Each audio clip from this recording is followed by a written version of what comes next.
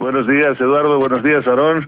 Sí, fíjate que la cápsula del último día ya está decidida por petición de un oyente y me puse a pensar en qué podía usar esta penúltima cápsula y yo creo que hay un tema que a mí me impactó, en su día me impactó mucho, sí, y sirve para las dos cosas, como tú dices, coaching de vida y coaching empresarial.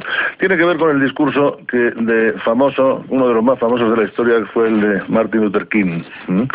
Todos conocemos o hemos oído hablar alguna vez de este famoso discurso, al menos hemos oído mencionar su nombre, para los que no son de mi generación, que es el famoso I Have a Dream, ¿no?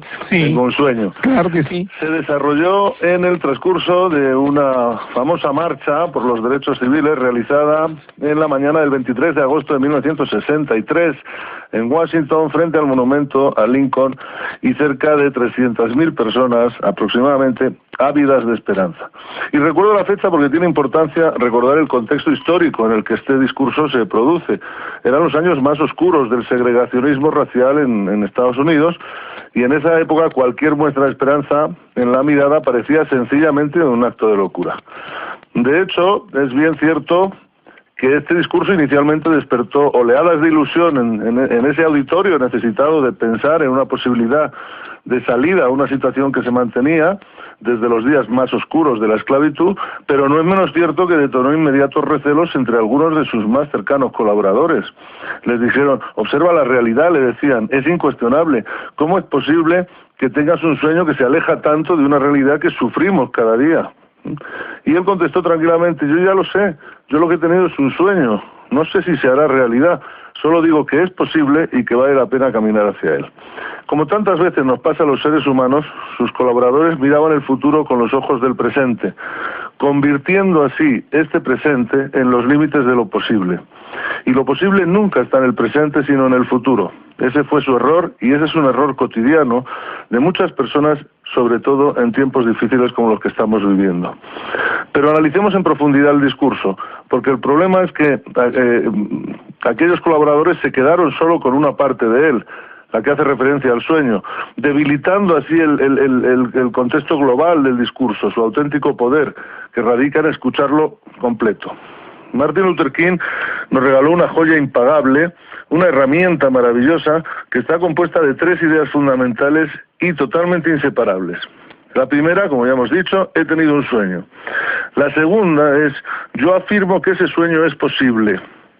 Y la tercera es: yo declaro que me pongo a caminar desde hoy para que ese sueño sea algún día una realidad. O sea, son 3 pasos: tener un sueño, sentir que es posible, aunque no sea probable ni fácil, y ponerse en marcha hacia él. Ahí radica su fuerza.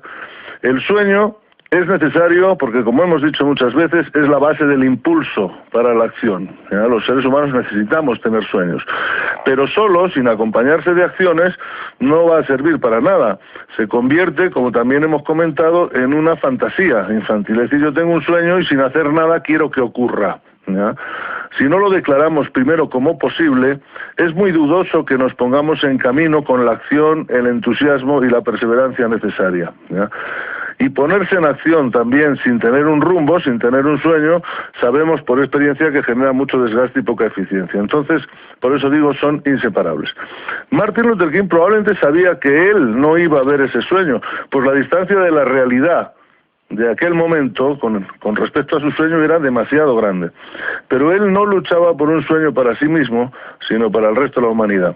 Él iba a hacer lo que estuviera en su mano hacer y llegaría hasta donde pudiera llegar él, porque la tarea la tienen que seguir otros. Y eso fue lo que hizo. Ahora, ¿qué meditación me provoca a mí esto? Pues yo he convertido esto en una técnica que podemos usar todos cada día. Es decir, le propongo que convierta primero en técnica y después en hábito este discurso de Martin Luther King. Tenga un sueño, declárelo como posible y póngase en marcha hacia él. Puede usted tener conflictos con su pareja, con sus hijos, con un compañero de trabajo o con su jefe.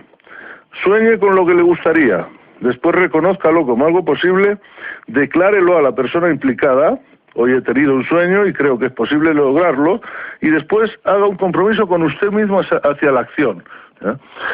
Puede pedir al otro que haga lo mismo, pero recuerde que usted solo se puede comprometer con usted mismo, no por los dos, ¿eh? Y no abandone, aunque a la otra parte le cueste ponerse en marcha. Esto es lo que pasaba, ¿eh? Tanto Martin Luther King como Mandela no reciben la ayuda de la otra parte desde el mismo momento en que declaran su sueño. Recuerde precisamente eso, la infinita paciencia de Martin Luther King y de Mandela para dar tiempo a las otras partes a su propio darse cuenta y a su propio hacerse cargo. Cada persona tiene su propia velocidad de cambio.